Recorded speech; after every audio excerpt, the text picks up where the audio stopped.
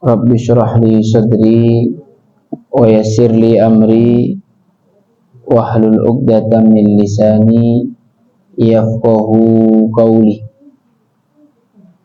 Rabbi zidna ilma warzuqna fahma. Assalamualaikum warahmatullahi wabarakatuh.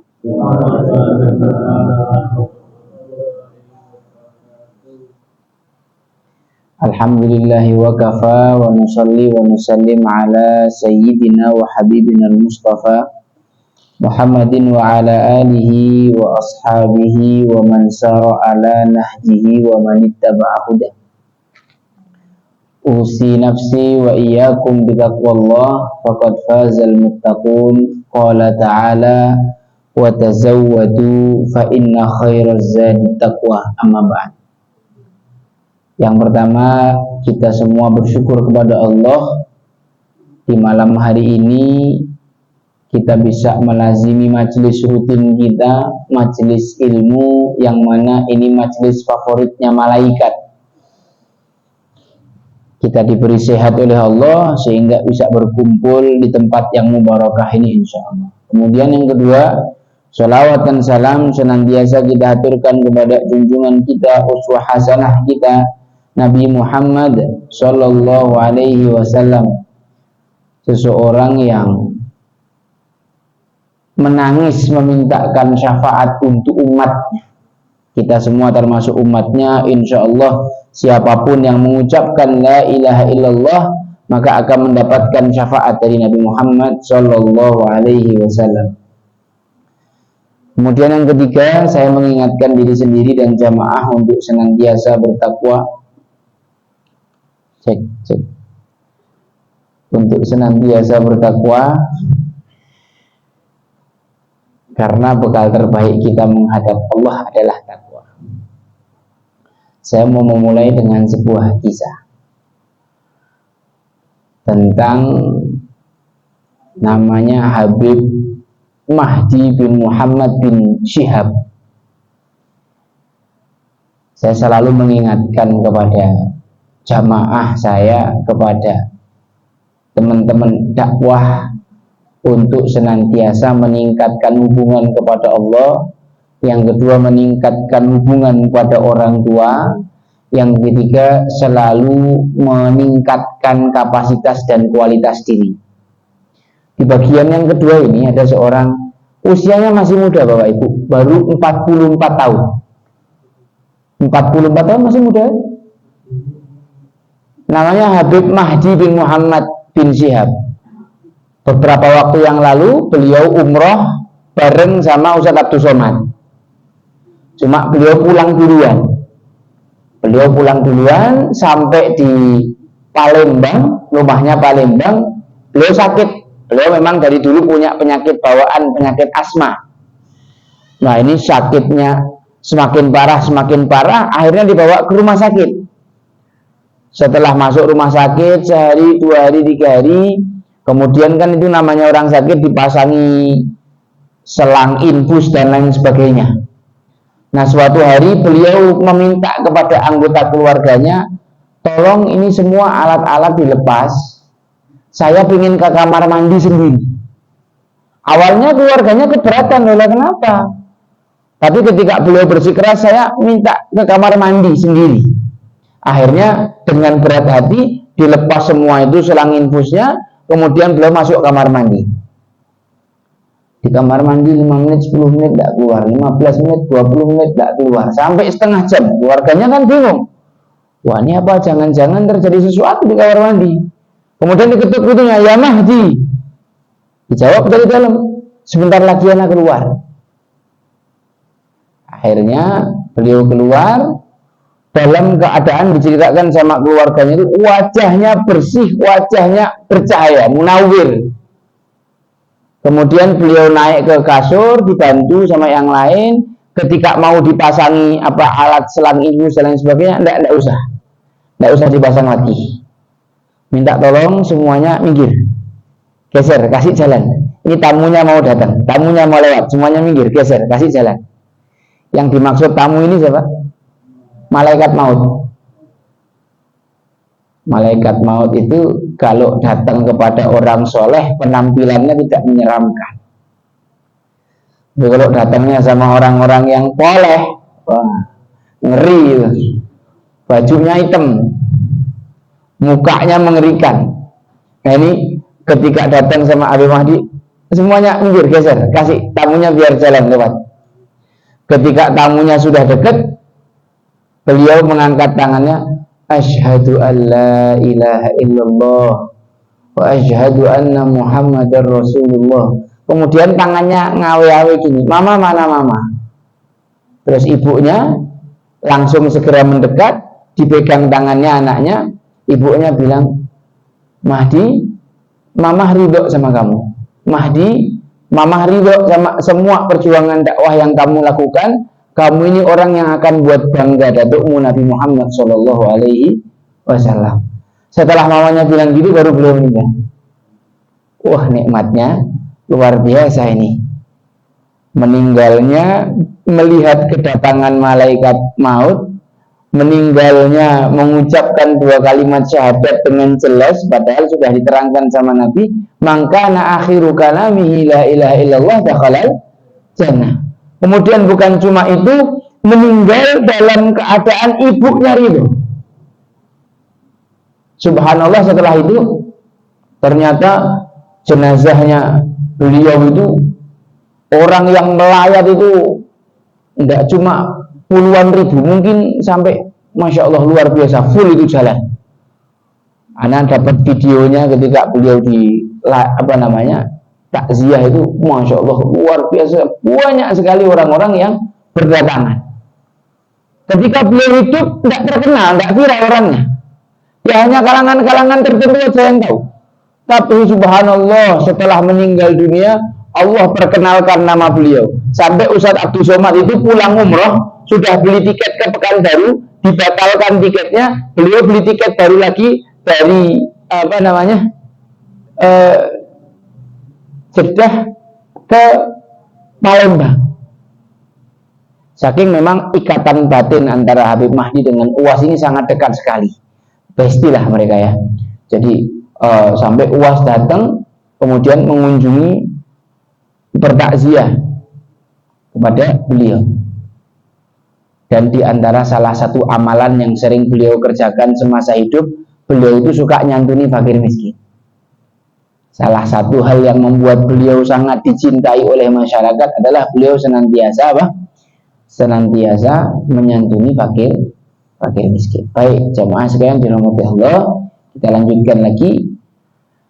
Wa an Abi Darda radhiyallahu anhu qala sami'tu Rasulullah sallallahu alaihi wasallam yaqul. Hadis ini diriwayatkan dari sahabat Abu Darda. Abu Darda ini punya anak perempuan namanya Darda. Ada kisah menarik tentang sahabat Abu Darda. Sahabat Abu Darda ini ketika masuk Islam, Nabi Muhammad SAW hijrah. Beliau ini kan penduduk orang Madinah, penduduk orang-orang Ansor, penduduk asli Madinah. Nah, beliau dipersaudarakan sama sahabat yang namanya Salman Al-Farisi. Salman ini orang Persia. Dia adalah orang yang berjalan dari satu kota ke kota lain untuk mencari agama yang benar. Sampai akhirnya beliau ketemu sama Rasulullah, tinggal di kota Madinah, kemudian dipersaudarakan sama Sayyidina Abu Darda. Suatu ketika Sayyidina Salman ini jatuh cinta sama seorang perempuan penduduk Madinah. Terus kemudian dia mendatangi sahabatnya, saudaranya Abu Darda. Wahai Abu Darda, saya ini pingin ngelamar akhwat itu, tapi kan anak tidak fasih pakai bahasa setempat ini. Anak tidak bisa bahasa Kromo Inggil, tidak bisa. Gimana kalau antum menemani saya? Antum menemani saya untuk ngelamar akhwat itu. Maka Sayyidina Abu Darda dengan senang hati, ayo bismillah, guys. Ditemani ngelamar. Sampai sana disampaikan, yang jadi juru bicaranya Sayyidina Abu Darda. Nah ini teman-teman yang jomblo, yang mentalnya tipis-tipis, kalau kalian mau datang lamaran, jangan sendiri ya, ajak teman yang Pak Syekh pinter ngomong, ya. Ngajak orang tua ya boleh, kalau kalian tidak cukup umur. Kalau kalian tidak cukup mental. Tapi kalau cukup nggak apa-apa, sendiri berangkat gas. Tapi kalau tradisi orang Jawa ini, kalau ngajak orang tua menunjukkan keseriusan ya Pak. Kalau datang sendiri tuh kan tidak niat gitu ya. Ya sesuai dengan anulah kulturnya masing-masing. Nah, Sayyidina Abu Darda lah yang memprologi, menyampaikan, baik-baik ini sahabat saya Salman datang dari Persia. Ini sahabat yang Masya Allah mau ngelamar putri Anda.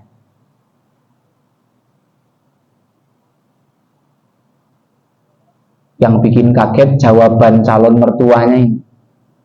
Calon mertuanya menyampaikan, adapun pinangan dari Salman kami belum menerimanya. Tapi kalau yang meminang Abu Darda kami sambung. Wah ini kalau kita yang jadi Salman gimana Pak rasanya? Wacur ini. Wah repot, jomblo-jomblo seneng sama cewek, sudah nyiapkan mental, sudah nyiapkan mahar, ngelamar kok malah ternyata ceweknya lebih seneng yang ngelamarin bukan yang ngelamar.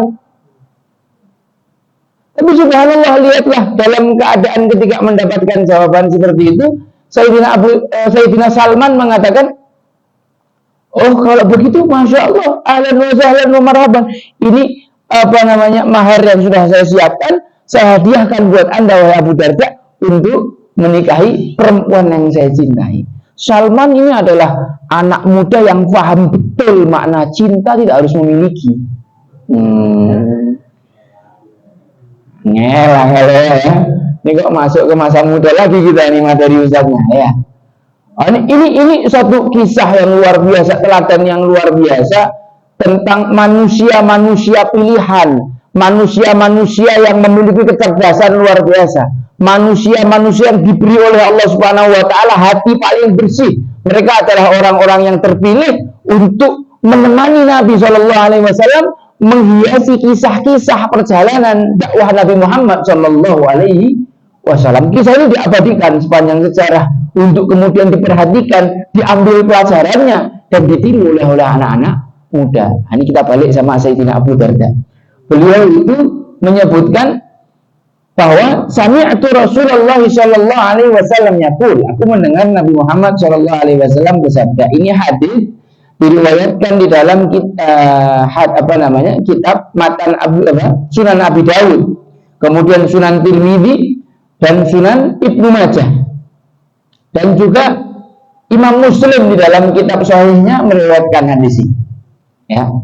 Hadisnya berbunyi, man salaka tariqan yaltamisu fihi ilman salakallahu bihi tariqan ilal jannah wa innal malaikata la tad'u ajnihataha li talibil ilmi ridan bima yasna' wa innal 'alima la yastaghfiru lahu man fis samawati wa man fil ardi hatta al-hitanu fil ma' wa fadlul 'alimi 'ala al-'abidi ka fadlil qamari 'ala sa'iril kawakib wa innal 'ulama warathatul anbiya wa innal anbiya lam yuwarrithu dinaran wala dirhama wa innama warrathul ilma faman akhadahu akhadha bihadzin wafir.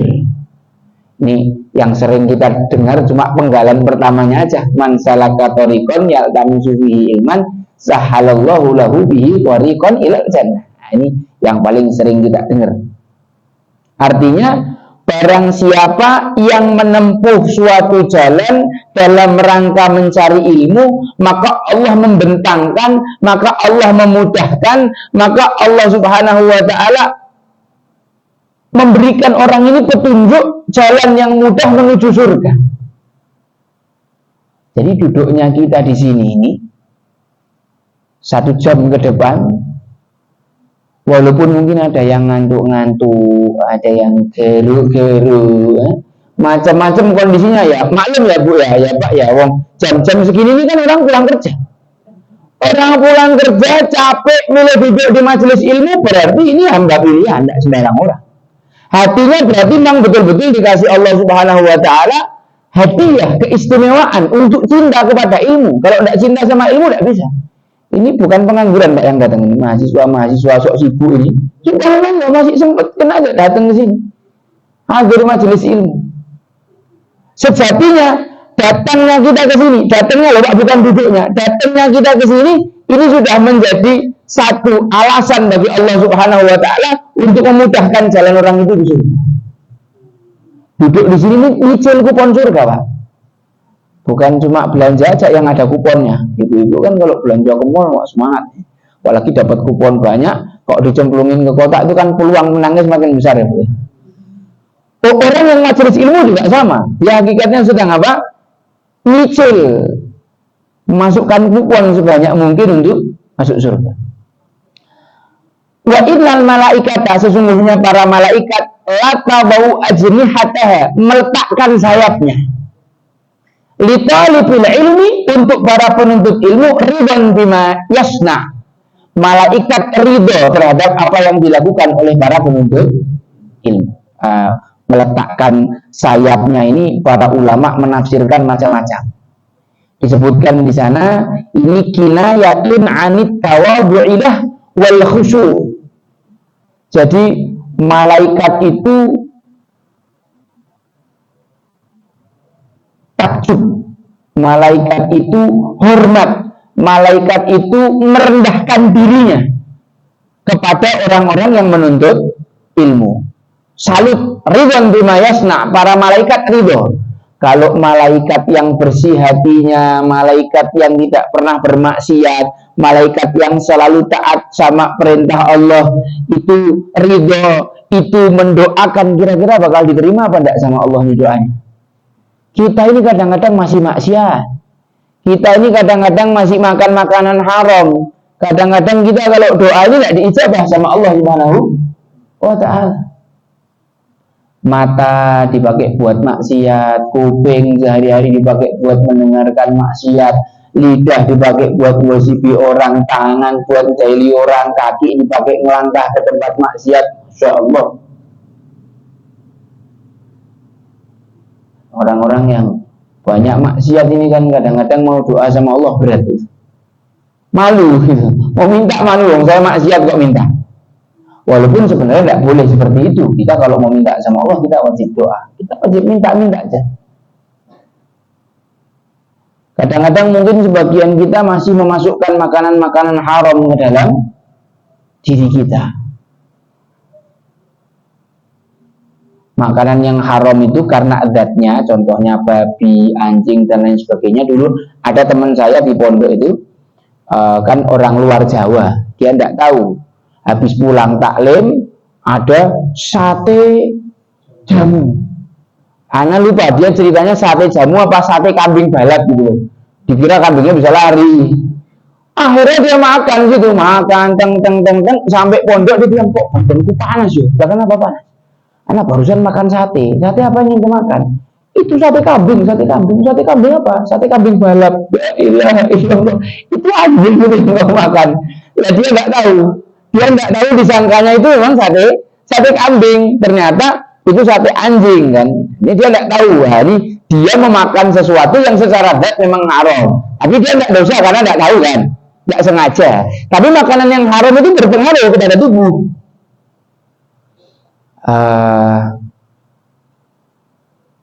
Terus ada juga kisah ini dulu zaman para salaf kita, ada seorang alim namanya Imam Junaid Al-Baghdadi.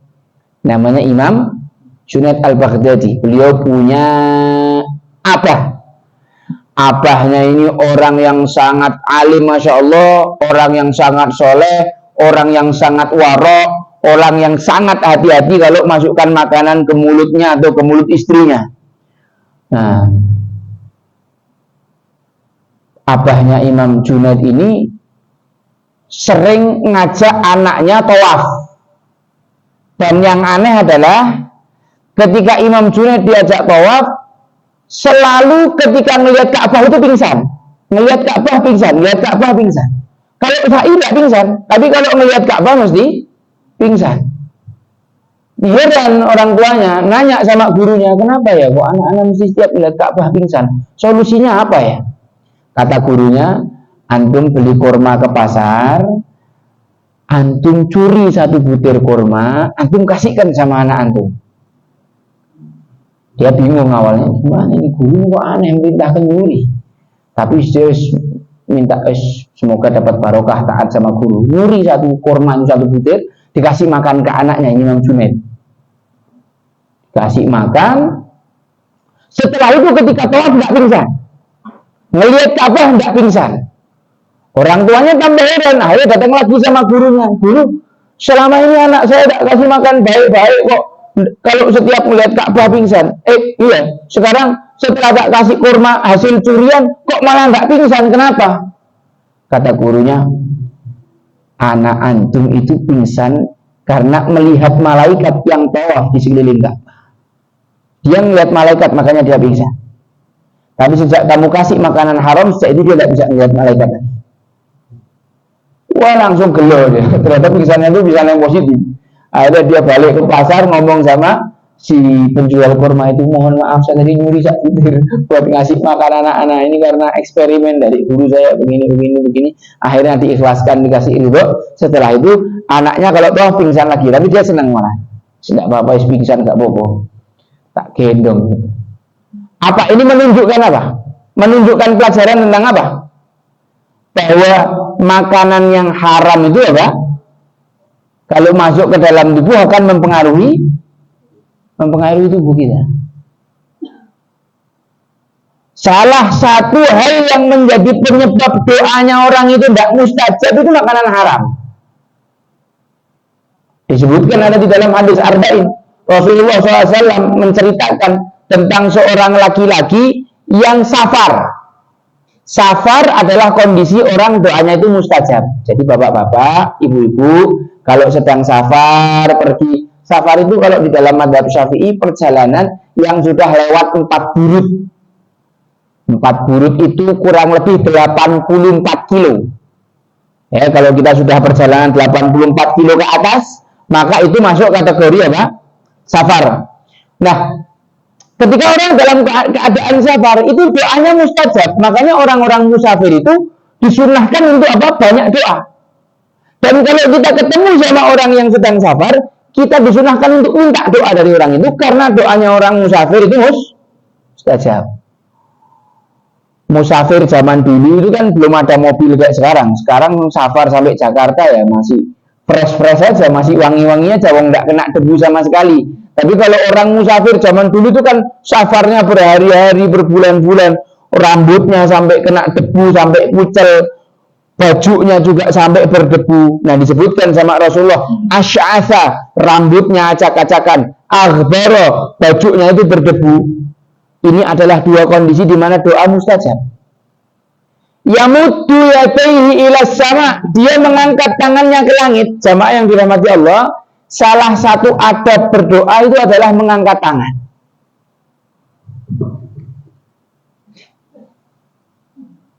Di antara adab doa itu adalah mengangkat tangan.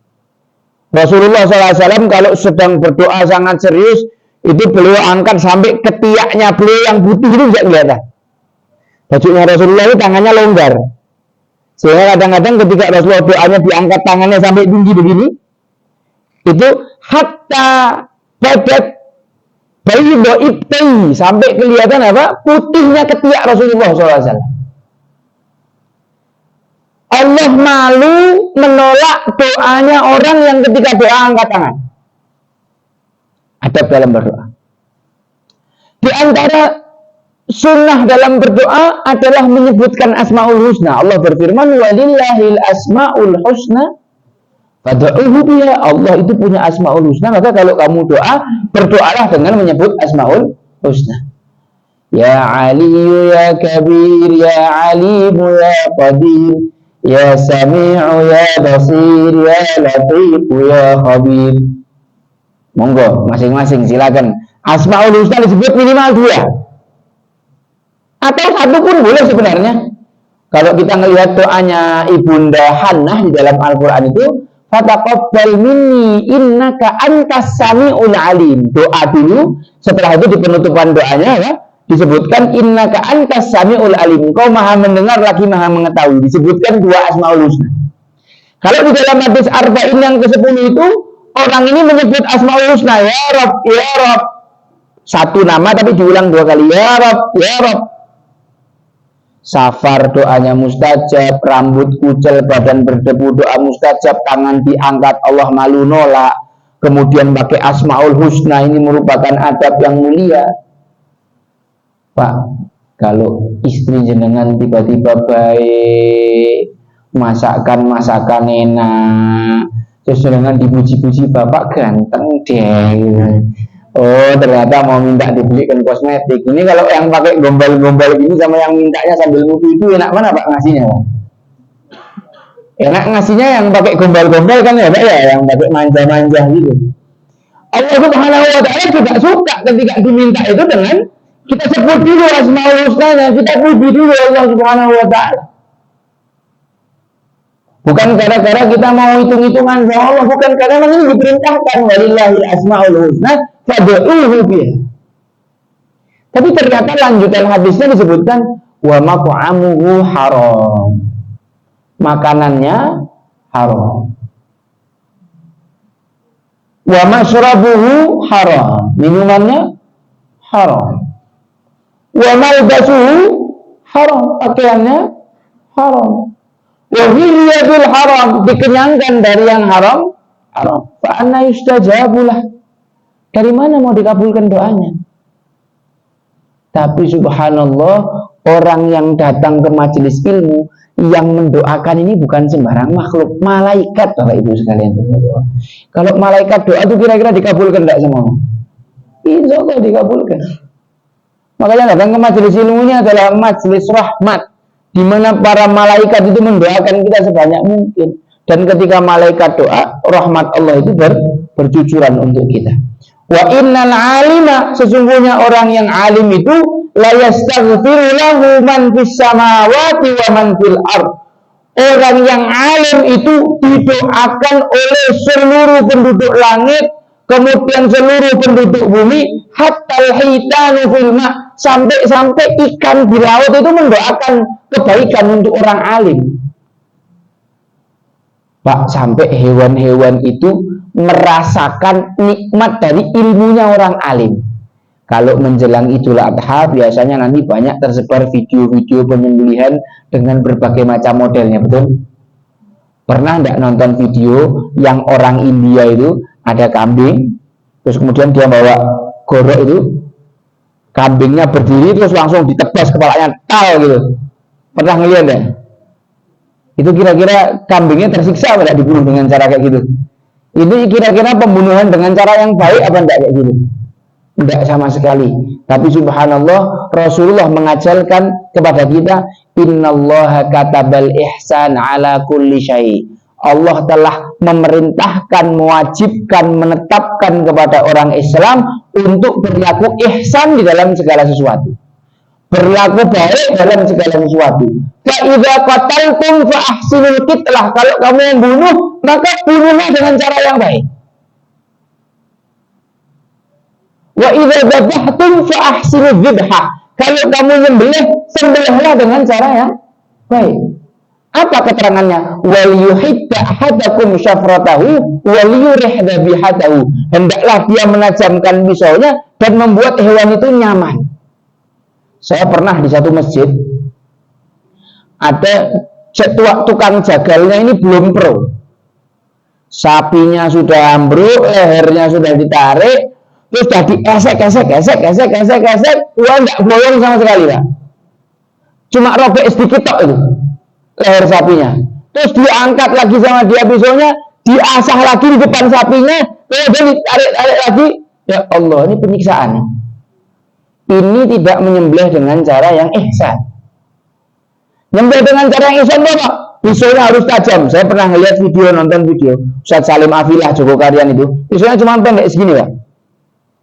Pisaunya tapi tajam, orangnya yang narik tangannya kuat, sekali tarik serat itu sudah. Sapi yang besar itu sobek itu jalur makan dan jalur nafasnya jelas, karena itu yang paling utama, yang paling wajib kepotong. kemudian 2 urat kanan kirinya al-wadijain itu juga sama-sama terputus sekali tarik. Jadi hewan itu nggak ngerasa sakit, langsung males gitu, sakitnya dikit. Zaman sekarang kan sudah ada cara yang canggih, itu sapinya ditempelkan ke alat penjahit. Sini ada ya, ditali terus direbahkan tanpa perlu banting-bantingan. Saya pernah juga datang ke satu tempat, sapinya dibanting-banting, diseret, saya diajak gelut sama tukang jagalnya. Ya Allah, siang sapinya. Bahkan para hewan pun merasakan manfaat dari ilmunya para ulama. Orang-orang yang alim mengajari para tukang jagal. Kalau apa, saya di Bocah itu ikut namanya komunitas Juleha, juru sembelih halal. Nah ini para tukang juru sembelih ini kan diajarkan ilmunya dari A sampai Z. Dari mana ilmunya? Dari para ulama. Dari Al-Quran dan As-Sunnah yang disampaikan oleh para ulama. Hewan pun merasakan manfaat dan nikmat ilmunya para ulama, sehingga mereka mendoakan terus para ulama ini. Hatta ikan, Pak. Kadang anak pernah nonton ada di restoran itu, Pak, ikan masih hidup digoreng. Katanya biar fresh. Ya fresh, tapi kan kesian ikannya, dia masih hidup. Rasanya kayak apa itu? Coba bayangkan kalau kita yang kayak gitu kan. Tapi kan kita diajarkan ikan itu dibobol dulu sampai mati baru digoreng.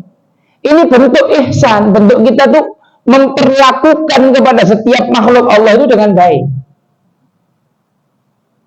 Kenapa kok sampai ikan di lautan, semut-semut di dalam liang itu mendoakan kebaikan kepada para ulama, kepada para alim, karena ilmu mereka luar biasa, manfaatnya dirasakan oleh hewan-hewan juga, bukan cuma manusia aja.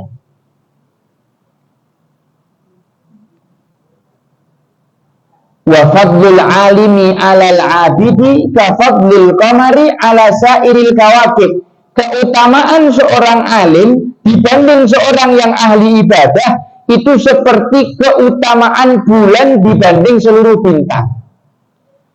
Apa yang terjadi ketika bulan purnama? Apakah ada satu bintang yang terlihat? Tidak terlihat, kalah pamor sama bulan. Bulannya bunder seser, bagus di tengah-tengah langit.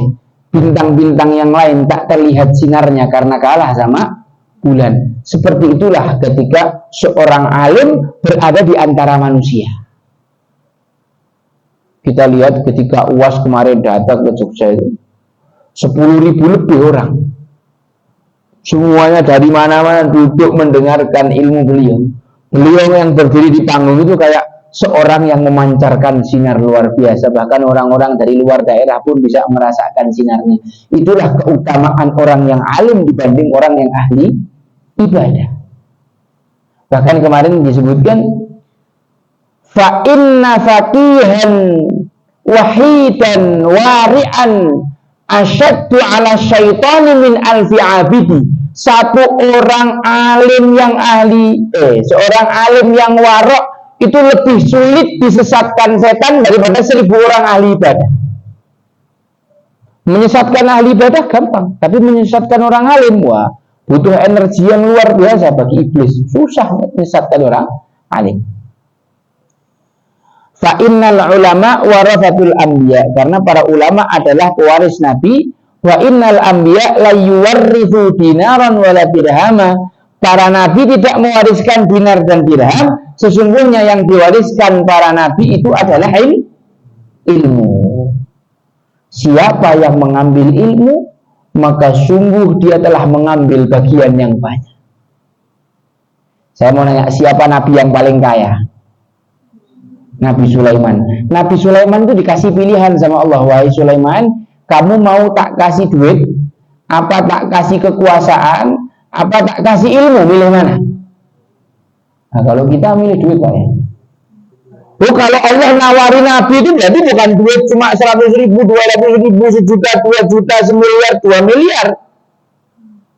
Tidak mungkin Allah nawari Nabi dengan duit receh kayak gitu. Pasti yang ditawarkan uang yang sangat banyak. Nabi Sulaiman milih, saya milih ilmu. Maka ketika Nabi Sulaiman memilih ilmu, Allah memberikan untuk beliau ilmu, memberikan harta, dan juga memberikan kekuasaan. kita balik ke 2 minggu yang lalu, kan kita lagi cerita tentang Nabi Musa ya Bapak Ibu ya. Nabi Musa yang ketika itu ditegur sama Allah kan, karena mengucapkan kalimat yang kurang pas. Siapa orang paling pintar di dunia ini, kata Nabi Musa? Saya. Maka Nabi Musa ditegur sama Allah, ada kok hambaku yang punya ilmu yang kau belum punya. Maka Nabi Musa diperintahkan untuk bertemu Nabi Khidir.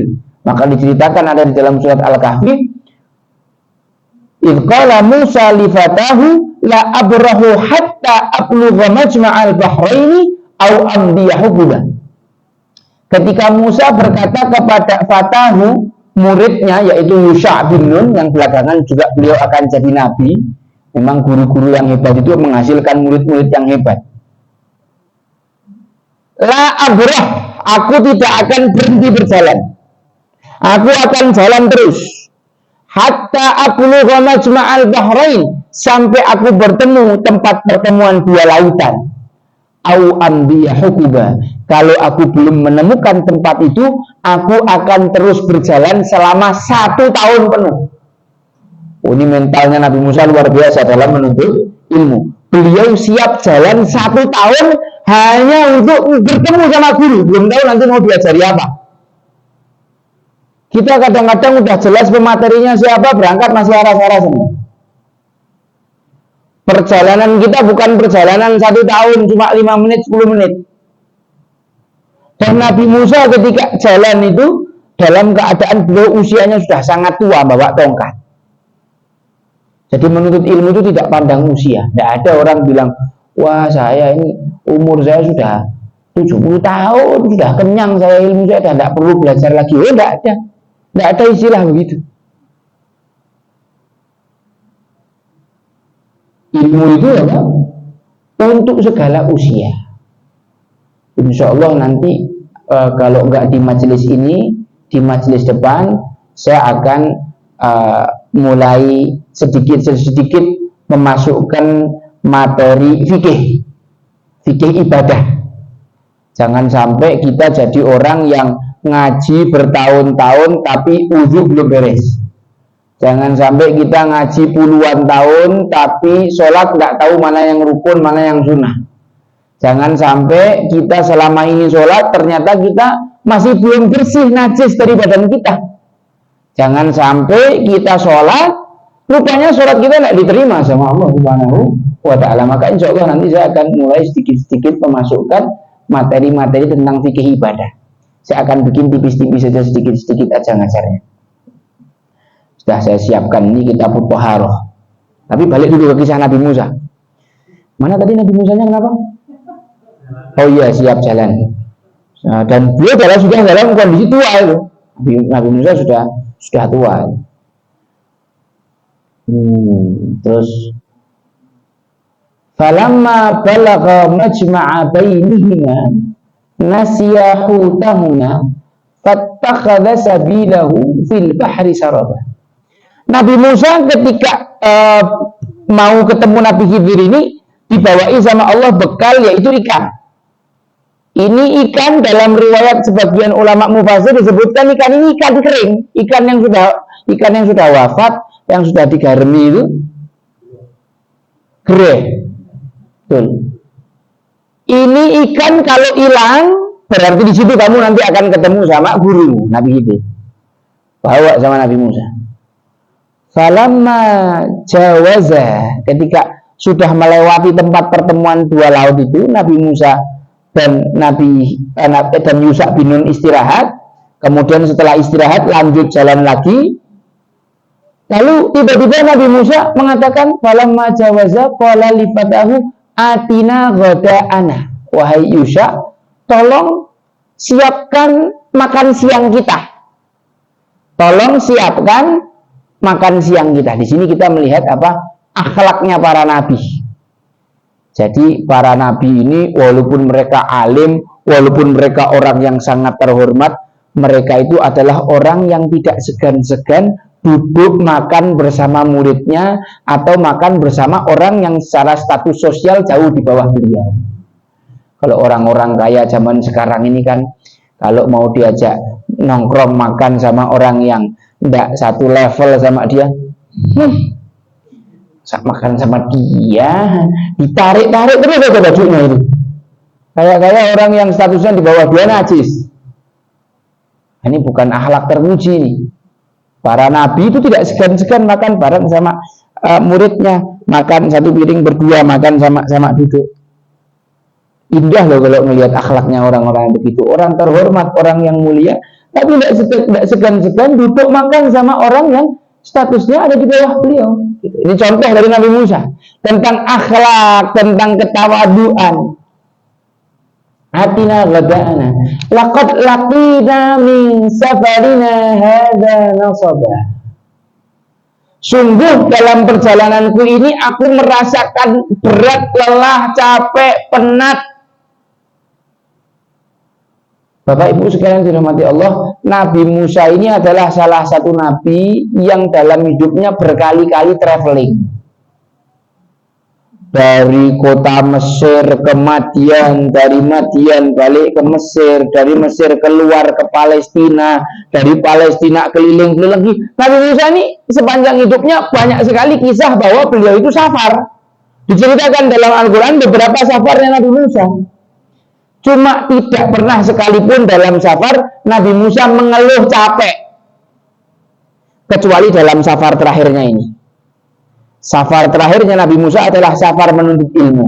Nah, di dalam safarnya ini Nabi Musa mengeluhkan apa? Laqad laqina min safarina hadza nasaba. Aku merasakan lelah.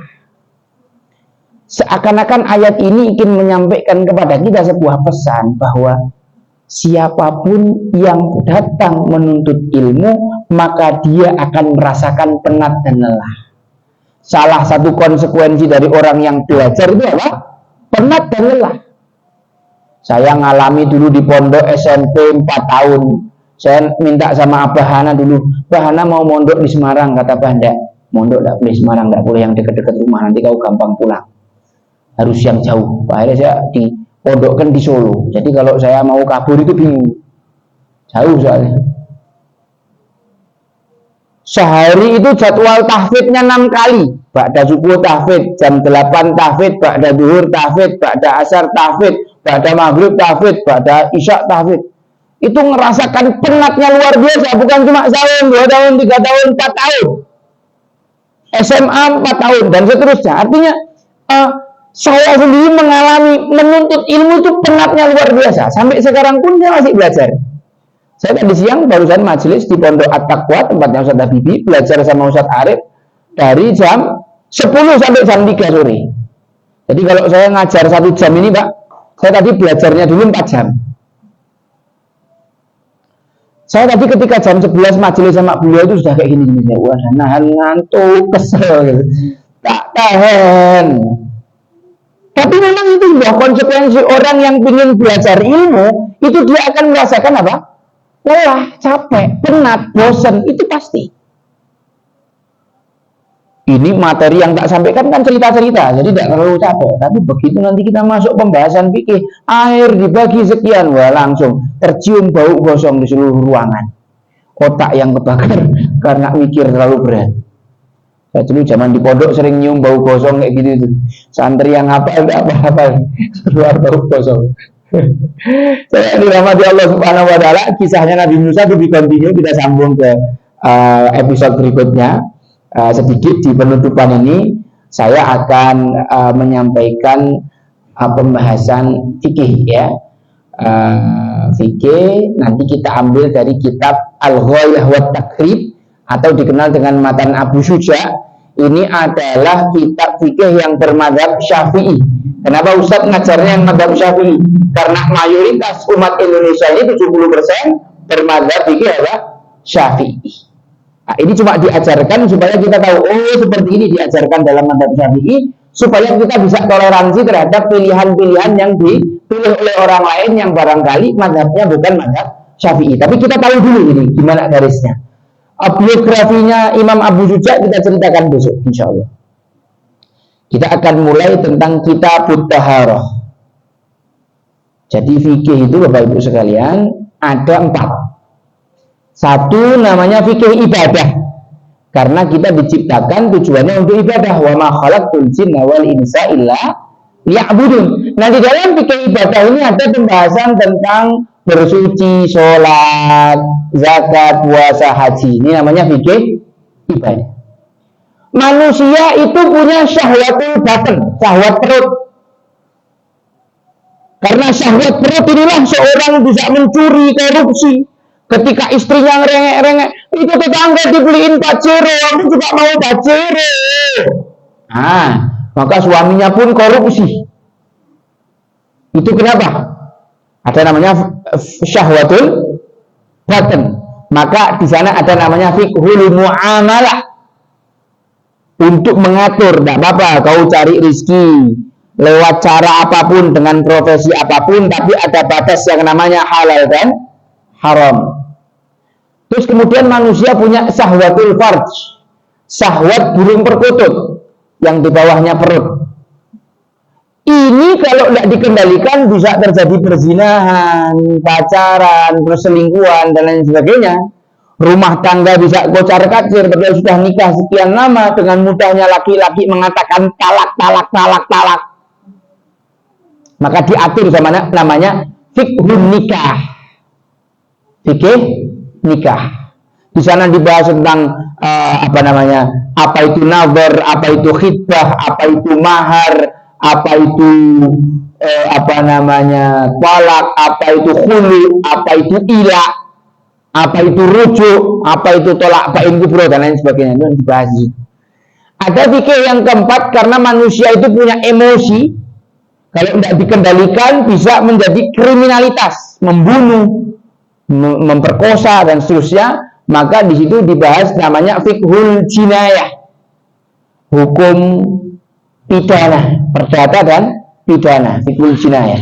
Nah, fikih yang pertama kali harus dipelajari dan seorang muslim tidak boleh keliru. Ini adalah fikih yang pertama, fiqhul ibadah.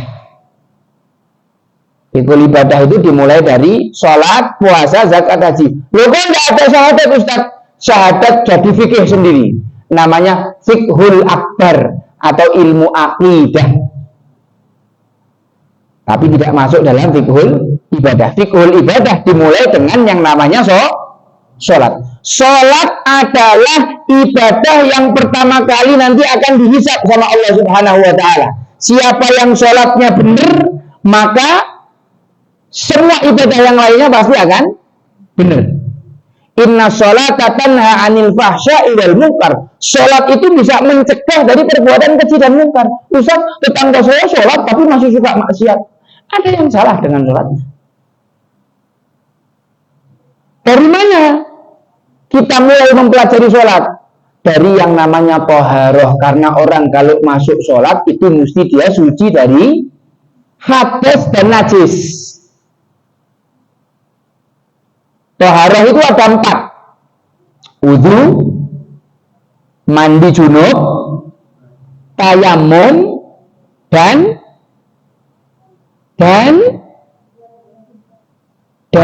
ayo jamaah. Ayo, ini harus tahu nih, nggak tahu gimana dong. Ayo tunjukkan bukti bahwa kita sudah ngaji berpuluh-puluh tahun.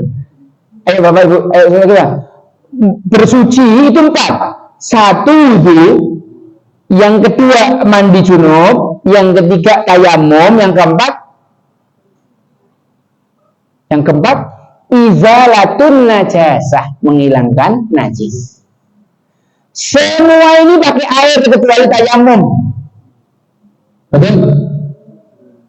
Maka di dalam pembahasan mengenai toharoh yang pertama kali dibahas adalah tentang air. Kita harus tahu air mana yang bisa dipakai bersuci, air mana yang tidak bisa. Jangan-jangan selama ini air yang kita pakai bukan air yang bisa mensucikan. Nah, di sini di dalam mazhab Syafi'i disebutkan ada namanya pembagian air, ada klasifikasi air. Al-miyahul ladzi yajuzu biha tathhir sab'u miyah. Air mutlak yang bisa dipakai untuk bersuci itu ada 7. Direkam, diingat, dicatat boleh. Kalau sudah ingatannya seperti Imam Syafi'i tidak perlu nyatat. ma'ul bahar, yang pertama air laut. Ada orang di pinggir laut nanya sama saya, Ustadz saya mau wudhu, mana ada air? Lula laut tidak dikira bukan air. Disangkanya air laut tidak bisa dipakai untuk wudhu karena asin katanya.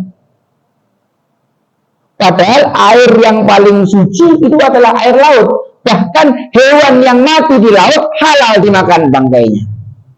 Ikan yang mati di laut itu halal dimakan bangkainya. Saking sucinya air laut. Kemudian air sungai. Air sungai walaupun warnanya coklat, tetap dia suci dan mensucikan. Air sumur. Kemudian air mata air. Kemudian air salju. Kemudian air embun. Ini ada yang kurang satunya. Ma'us sama, ma'ul bahar, ma'ul nahar, ma'ul bi'er, ma'ul ain. Oh ya benar, ma'ul salj dan ma'ul bar. Satu lagi yang ketinggalan. Ma'us sama. Apa itu ma'us sama? Air hujan. Kemudian air salju dan air barot. Nah ini sering orang-orang kita salah paham. Disangkanya salju itu ya salju, barot itu embun. Padahal lain. Salju itu adalah yang turun dari langit. Barot itu adalah yang memang dia dari awal ada di tanah. Sama-sama air yang dingin atau air es. Tapi dua-duanya ini adalah air yang bisa dipakai untuk bersuci. Nah, air dibagi menjadi 4. Ada yang suci mensucikan tapi makruh, suci tapi tidak mensucikan, dan ada air najis. Seperti apa itukah Ustadz keterangannya? Kita saksikan pada episode berikutnya. Sengaja tak bikin penasaran biar bapak-bapak besok datang lagi. Coba dirahmati Allah Subhanahu wa taala. Jadi memang nanti saya bikin komposisinya begitu. Jadi saya nanti ketika saya nyampaikan materi, ada tentang motivasi menuntut ilmu, ada kisah Quran yang kita juga pelajari. Nanti barang 5-10 menit terakhir kita akan kaji sedikit-sedikit tentang ilmu fikih. Ilmu fikih ibadah yang praktis, yang paling penting, yang mesti kita ketahui, sehingga sholat kita semua ini adalah sholat yang diterima oleh Allah Subhanahu wa ta'ala. Ngoten nggih? Keberatan apa enggak keberatan? Gas ya Ustaz ya? Wah, terserah Ustaz pokoknya. Itu saja yang dapat kami sampaikan. Kalau banyak kurangnya itu karena kebodohan saya. Benarnya dari Allah, saya tak punya saham. Kalau ada hal-hal yang kalimat-kalimat yang menyinggung, saya mohon dimaafkan. Akhiru da'wana alhamdulillahirabbil alamin. Wassalamualaikum warahmatullahi wabarakatuh.